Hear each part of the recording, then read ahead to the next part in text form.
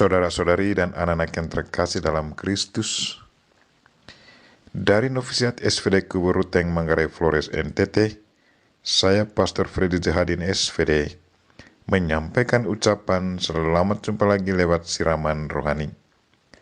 Hari ini Sabtu 30 Juli 2022. Injil hari ini diambil dari Matius bab 14 ayat 1-12. Kita diingatkan supaya tetap teguh dan kuat dalam iman, walaupun kita dibenci dan diancam mati dibunuh demi kebenaran. Marilah kita berdoa memohon penerangan Roh Kudus. Dalam nama Bapa dan Putra dan Roh Kudus, amin. Tuhan dan Allah kami, puji dan syukur kami haturkan kepadamu karena Engkau selalu mengingatkan kami untuk promosikan kebenaran. Engkau mendorong kami untuk berani menyuarakan kebenaran dan ketidakadilan. Kami mohon, teguhkanlah iman, harapan, dan kasih kami kepadamu. Semoga kami selalu berani menyuarakan kebenaran dan ketidakadilan, dan siap dibenci dan mati dibunuh demi kebenaran. Tuhan, utuslah Roh Kudus-Mu, terangilah pikiran dan hati kami, agar sabdamu yang akan kami dengar dapat kami pahami dengan baik, dan isi pesanmu dapat kami hayati dan amalkan dalam hidup harian kami. Doa ini kami sampaikan dengan perantaran Kristus Tuhan kami. Amin. Tuhan sertamu dan sertamu juga. Inilah Injil Yesus Kristus menurut Matius. Dimuliakanlah Tuhan. Sekali peristiwa sampailah berita tentang Yesus kepada Herodes, raja wilayah. Maka ia berkata kepada pegawai-pegawainya, "Inilah Yohanes Pembaptis. Ia sudah bangkit dari antara orang mati dan itulah sebabnya kuasa-kuasa itu bekerja di dalamnya."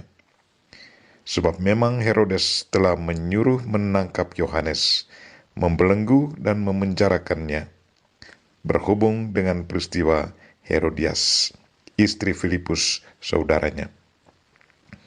Sebab Yohanes pernah menegur Herodes, "Tidak halal engkau mengambil Herodias." Herodes ingin membunuhnya, tetapi ia takut kepada orang banyak yang memandang Yohanes sebagai nabi. Tetapi pada hari ulang tahun Herodes, menarilah putri Herodias di tengah-tengah mereka dan menyenangkan hati Herodes, sehingga Herodes bersumpah akan memberikan kepadanya apa saja yang dimintanya. Maka setelah dihasut oleh ibunya, putri itu berkata, "Berikanlah kepadaku di sini kepala Yohanes Pembaptis di sebuah talam."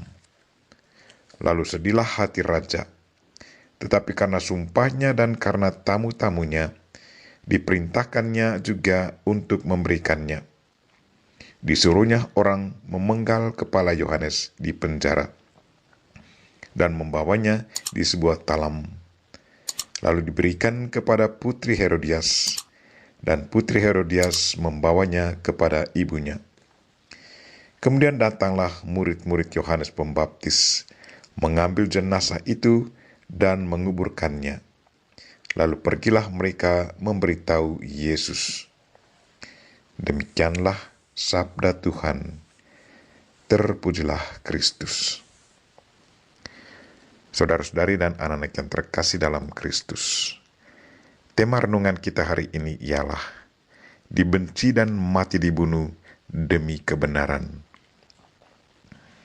Hari ini kita mendengar kisah tentang Yohanes Pembaptis.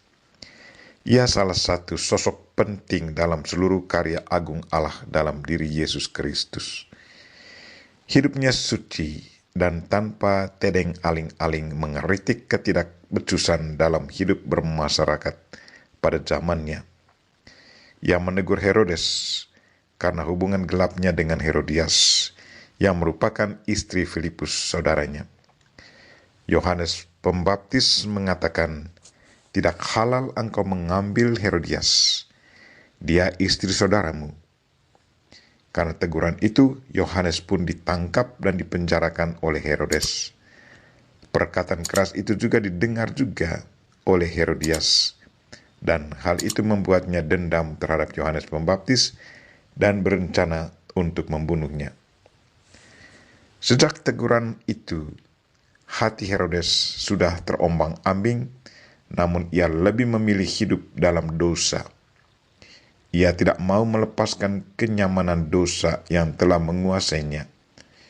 Firman Allah tidak tinggal di dalamnya, sehingga demi kepentingan dirinya sendiri, ia memutuskan untuk memenggal kepala Yohanes Pembaptis. Yohanes Pembaptis telah membayar harga yang mahal untuk kebenaran firman Allah dan pertobatan yang telah ia sampaikan kepada semua orang yang dibaptisnya. Bahkan kepada Herodes, dia berani membiarkan lehernya dipotong dan nyawanya diperpendek. Yohanes siap mati demi kebenaran. Ia bertanggung jawab dan menerima konsekuensi dari apa yang dikatakannya. Kritikan moral dari seorang nabi ditanggapi dengan kebencian oleh yang mencintai kejahatan. Yohanes merasa lebih baik mati demi kebenaran daripada berdiam diri dan membiarkan praktek kejahatan Herodes dan Herodias didiamkan. Yohanes harus bersuara mewartakan kebenaran dan siap menerima konsekuensinya. Kita semua tahu bahwa konsekuensi dari suara kenabian Yohanes adalah kematian. Yohanes dibenci dan mati dibunuh demi kebenaran. Yohanes dibenci oleh Herodes dan Herodias, tetapi sangat dikasihi oleh Kristus. Di mata Yesus, Yohanes adalah nabi yang sangat luar biasa. Tidak ada nabi seperti dia yang lahir dari seorang perempuan. Yohanes Pembaptis mendapat tempat yang istimewa di dalam hati Tuhan. Saudara-saudari dan anak-anak yang terkasih dalam Kristus, apa yang kita pelajari dari Yohanes?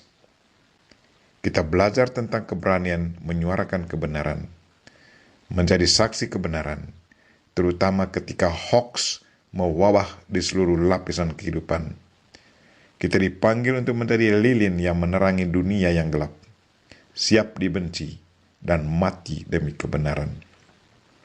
Marilah saudara-saudari dan anak-anak yang terkasih, bersama Bunda Maria kita berdoa. Tuhan, jadilah kami saksi kebenaran di tengah dunia yang dilumuri hoax. Semoga kami tetap teguh dalam iman, harapan dan kasih, serta siap dibenci dan mati dibunuh demi kebenaran. Amin. Marilah kita mohon berkat Tuhan. Tuhan sertamu dan sertamu juga. Semoga saudara sekalian dan mereka yang kita doakan pada hari ini, secara khusus mereka yang sakit, dan segala aktivitas kita hari ini diberkati oleh Allah yang Maha Kuasa, Bapa dan Putra dan Roh Kudus. Amin.